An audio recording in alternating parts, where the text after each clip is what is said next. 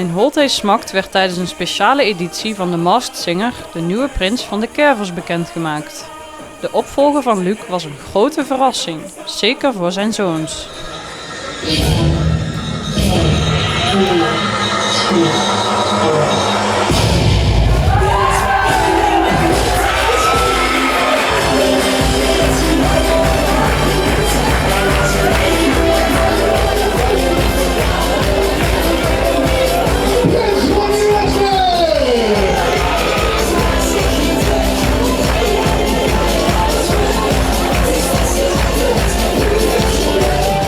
Hoe voelde het moment van uitkomen? Heel raar onderbuikgevoel, echt behoorlijk veel zenuwen. Maar ja, dat had ik vanmiddag al. Ja, daar achter het podium brak het zweet er wel uit. Ja. En hoe lang heb je hier naartoe geleefd? 2 maanden heb ik naartoe geleefd. Hoe werd je ontvangen? Wat was de reactie van het publiek? Nou, wat ik allemaal mee heb gekregen van het publiek, was het geweldig volgens mij. Dus je bent goed ontvangen? Ik ben goed ontvangen, ja. Gelukkig wel.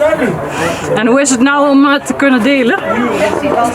Een opluchting om dit te delen nu. Geen geheimen meer.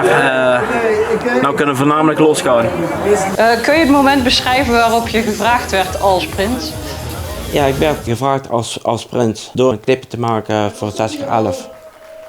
En daar een moment aangekomen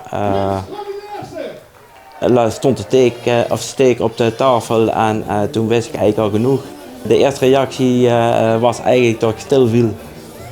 En dat ik het eigenlijk niet verwachtte dat ik gevraagd zou worden.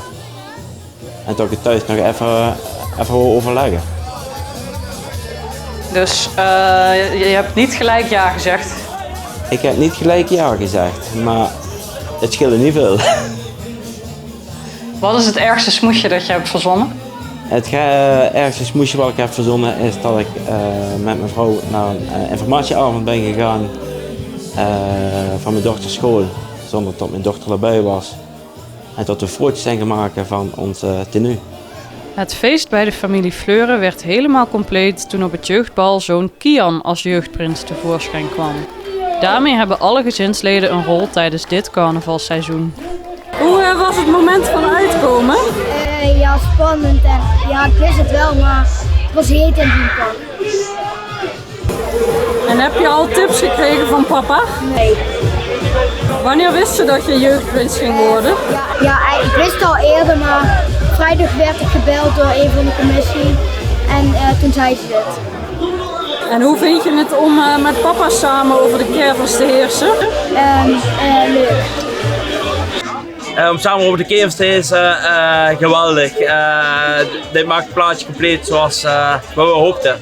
Maar wie is nou de echte prins in huis? Papa. Papa? Ja, en dan ben ik ook. En er worden nooit 2 prinsen onder één dag, ja. En ik zal toch steeds de heerser zijn, denk ik.